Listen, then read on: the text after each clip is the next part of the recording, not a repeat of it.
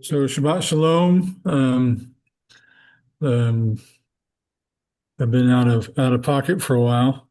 I've been in and out of the hospital for about a month, and I think people who have been with my family and visited, so made a very big impact. I appreciate that. So this week I wanted to talk about something directly that's talked about in this Torah portion that affected me personally. Um, There's a lot of stuff in the midrash about this Torah portion about why the talking donkey, discussions about what exactly is familiar spirit, and why it seemed like just like Vered and Rebbetzin Mayim said, seemed to be a casual thing for him to talk to animals.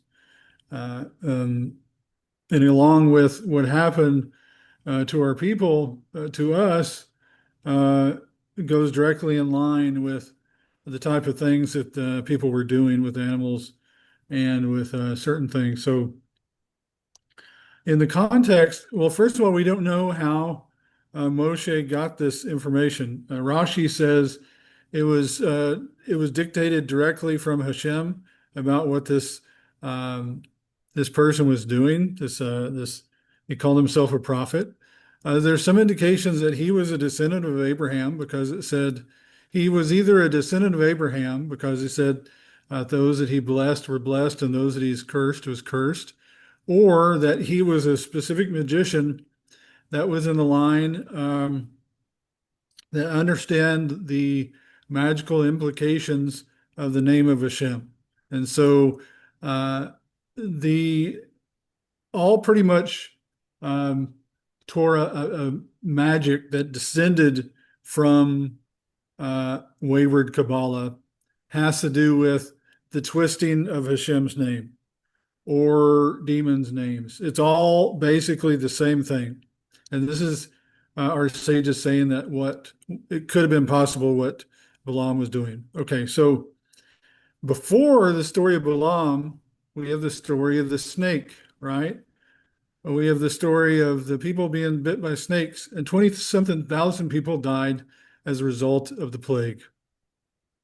And then right after that, we get the story where this prophet is told, this prophet of the nations, whatever reason Hashem did speak to this man, and um, every time he went to go curse us, Hashem basically said, "My people are blessed. Don't mess with my people. I bless my people. I love my people. It's none of your business what my people are doing."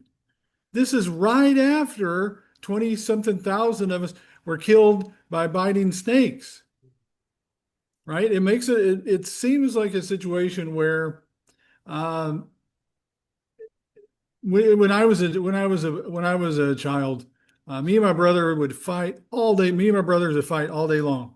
But if somebody else came in between us, we would fight them. Look, we can fight, but if you get in front of us, we're going to fight you, right? It's almost like Hashem is saying, listen, my children are my children. It's none of your business what they're doing as long as they're in the camp, as long as they're following Hashem, as long as they're following me, I'm going to protect them. And it's none of your business what you can tell me. So all the nations around now are pointing the finger and they say, look at this Jew. This Jew is doing this, that, and the other. And Hashem's response is saying, it's none of your business. It's none of your business. You don't have the authority to curse my people, right? Because Hashem's word is true. Right after this, after three times Balaam blessed our people, Hashem is saying, look, there's going to be no cursing. There's only going to be blessing. What did we do? We fell right back into sin. And then 20 something thousand of us died about it. Okay. What it's saying is look, Hashem is going to take care of his own people He doesn't need the world doing it for us. Okay. So this goes into specifically what I went through this week. Okay.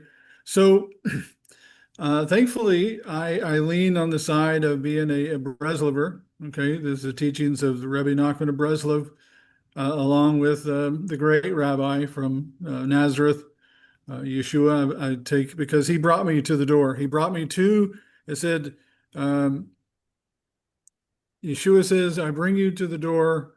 All you have to do is knock, and you enter the door, and I present you to a Father. Right? So Yeshua brought me to Judaism. Right? That is the door that I entered through.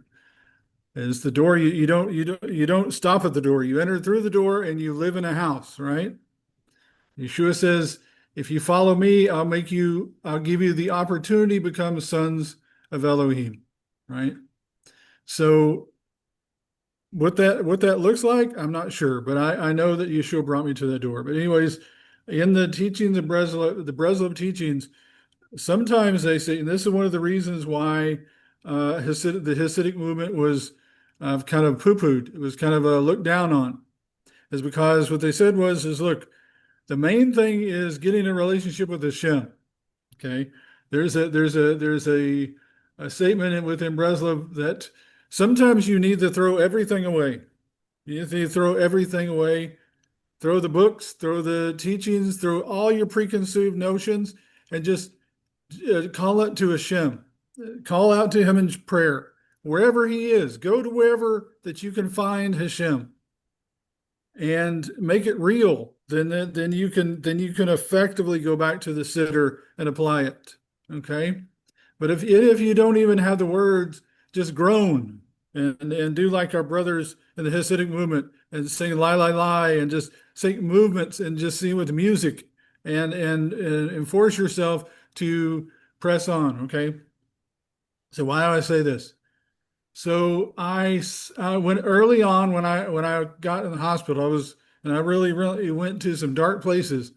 I had a surgery and the surgeon said, here's a chance you can have all these different things that could go wrong. And I was like, well, I've set up 3 weeks to go back to work. And I woke up the second or third day and my legs didn't work. When I told you my legs didn't work, they are still getting better. But it put me in a place where I'm like, oh my goodness, this is serious, you know. So it's something I'm working through with Hashem. Being Hasidic, I was like, what is the purpose of this? Is Hashem trying to teach me something? And so I'm trying to work that out. Okay, so I'm trying to get to the point. I apologize. Okay, so when you're following Orthodox teachings, a lot of times when you're seeking things out, it'll be cut and dry, right? And so the answer was, how do you approach Hashem in the hospital, surrounded by bodily fluid? And the answer is, according to normative Orthodox Judaism, is you can't. You can't call out to Hashem in a place full of nasty things. You have to go where it's pure. And then you can call out to him. But here's the thing, and that's based on this Torah portion, okay? The things that our people were involved in with Baal Peor is disgusting, absolutely disgusting. I'm not going to discuss it here, but it is. You can check it out on your own time. It is the most reviling, disgusting things, and our sages put in special things about not being around refuse and urine and feces and all this based on the worship that was going on in Baal Peor. Okay. The problem is that sometimes the fences get so far out that we don't get a chance to get to Hashem because there's no fences, and how do we get it? So I had to press in. I was saying, look, Hashem, I know that I'm surrounded by horrible things, and I ask that you just be with me. Please be with me. Just please push past this pain. Help me find you. Okay. The Rebbe Nachman says that if you can't gather the strength to pray in a way. Now, I'm going to say this, okay? If you make your synagogue in a place that is filled with refuse and filthy, and you never clean it, then yes, you shouldn't. That shouldn't be a place of it.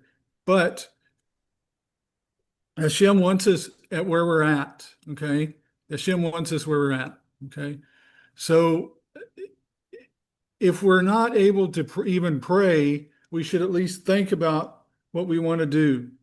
This is the analogy of run if you can. And if you can't run, then you should walk. And if you can't walk, then crawl. And if you can't crawl, have the idea that you want to crawl someday. And Hashem will account it to you as good mitzvot. So sometimes we have to put aside our traditions to find Hashem. Hashem will put us in places where it seems like it's unsurmountable. But Hashem, if we call out to him, he is to be found. So, Baruch Hashem. I hope you all have a wonderful week. Shabbat Shalom.